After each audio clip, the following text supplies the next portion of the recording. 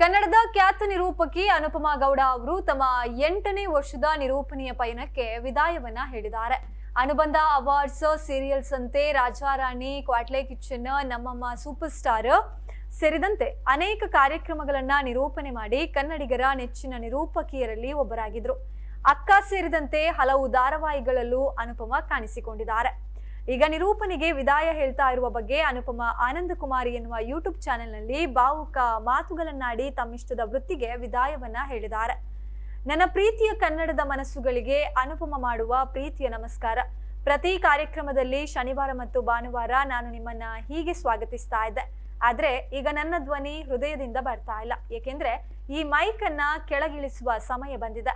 ಇಷ್ಟು ವರ್ಷ ನನ್ನ ತಪ್ಪನ್ನ ತಿದ್ದಿದ ನಿಮಗಾಗಿ ಈ ವಿಡಿಯೋ ಮಾಡಿ 8 ವರ್ಷಗಳ ನಿರೂಪಣೆಯ ಪಯಣವನ್ನ ಮುಗಿಸುವ ಸಮಯ ಬಂದಿದೆ ಎಂದು ಭಾವುಕರಾಗಿದ್ದಾರೆ.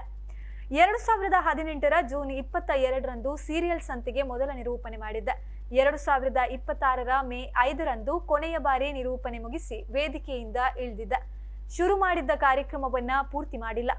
ಪರಂ ಅವರಿಂದ ನಾನು ನಿರೂಪಣೆ ಮಾಡಲು ಸಾಧ್ಯವಾಯಿತು. ಅವರಿಗೆ ಧನ್ಯವಾದವನ್ನ ಹೇಳ್ತೇನೆ. ಆರ್ಥಿಕವಾಗಿ ಸಬಲವಾಗಿರೋದಕ್ಕೂ ನಿರೂಪಣೆಯೇ ಕಾರಣ ಎಂದಿದ್ದಾರೆ. ಬೇರೆ ಯಾರೋ ಏನೋ ಕತೆ ಹೇಳೋದಕ್ಕಿಂತ ನಿರೂಪಣೆ ಬಿಡುವ ವಿಚಾರವನ್ನ ನಾನೇ ಹೇಳ್ತಾ ಇದ್ದೇನೆ. ನಾನು ನನ್ನೊಳಗಿನ ಕಲಾವಿದೆಗೆ ತೃಪ್ತಿಪಡಿಸಬೇಕು ಎನ್ನುವುದಕ್ಕೆ ಈ ನಿರ್ಧಾರ ಕಾರಣ. ನಿಮ್ಮಿಂದ ತುಂಬಾ ಕಲ್ತಿದ್ದೇನೆ. ತುಂಬಾ ಪ್ರೀತಿ ಕೂಡ ಕೊಟ್ಟಿದ್ದೀರಿ. ಎಲ್ಲರಿಗೂ ಥ್ಯಾಂಕ್ಸ್.